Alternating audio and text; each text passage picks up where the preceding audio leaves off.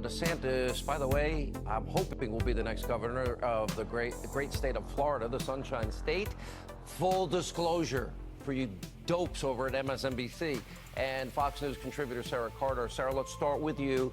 So I was speaking with you last night, and we were speaking to other people, and we were both working our sources.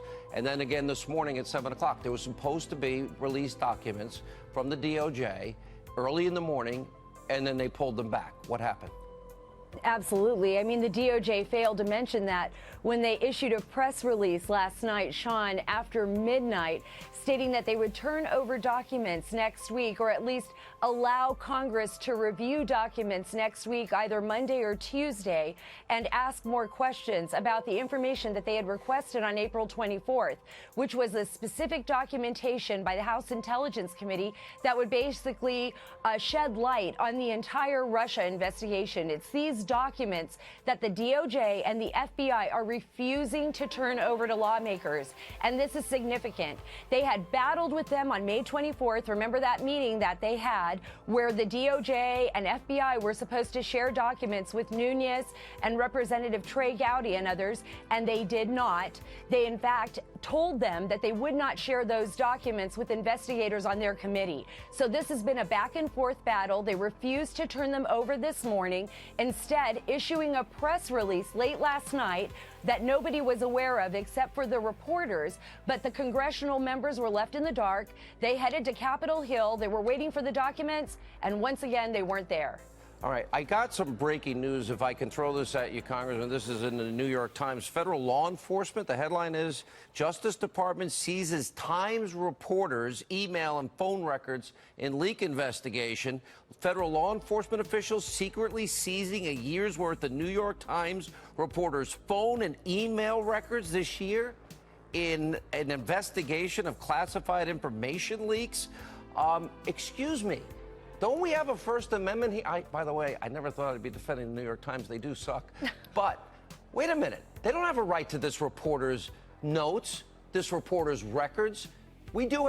Aren't they allowed to protect their sources? Do we have freedom of press? This sounds scary to me. What's your reaction? Well, it's also against the backdrop, Sean. Nobody has been prosecuted who's actually done leaking since this administration took over. I mean, remember, Michael Flynn, that intercept was a FISA intercept. That was leaked gratuitously by somebody, probably an Obama holdover. There have been a cascade of leaks, and nobody has been held accountable for any of those things.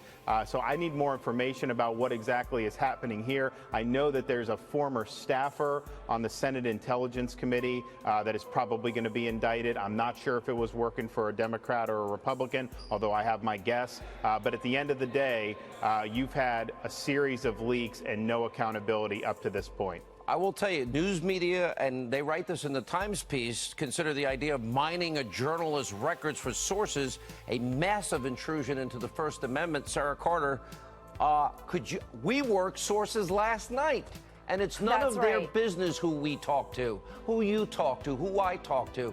Mueller doesn't have a right to this information.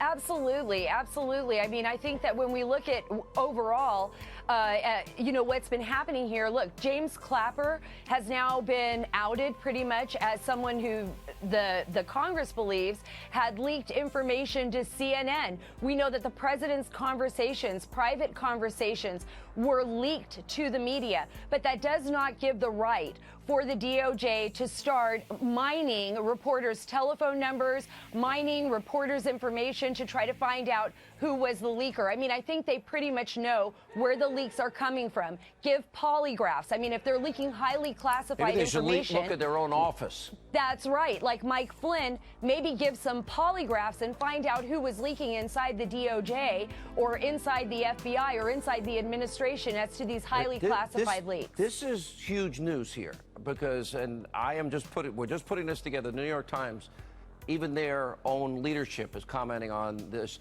Maybe the New York Times, Congressman DeSantis, maybe they'll now realize people like Sean Hannity may have been right, and Sarah Carter and so many of us, Greg Jarrett, because we have pointed out FISA abuses, lying to FISA court judges, omissions by lying to FISA court judges, Hillary Clinton's crimes, the dual justice system in this country, one for Christian Saucier, one for Hillary, fixing investigations and everything else associated with this. And that has been our point the entire time, Congressman. How do we get to the bottom of this now?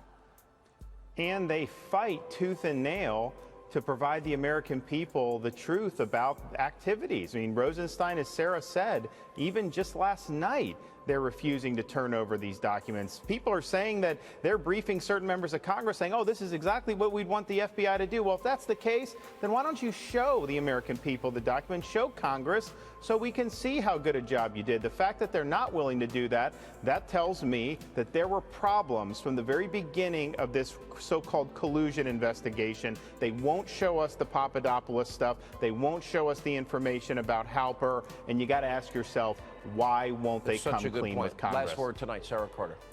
Absolutely. What was the scope of all of this? I think what we're seeing, Sean, and I've said this over and over again, is just one small portion of massive abuse. And the American people deserve the truth because our country relies on the foundation that we built ourselves upon, and it's not meant for spying. It's not meant for weaponizing the intelligence community. Something has to be done here, and Congress has to fight even harder to get those answers.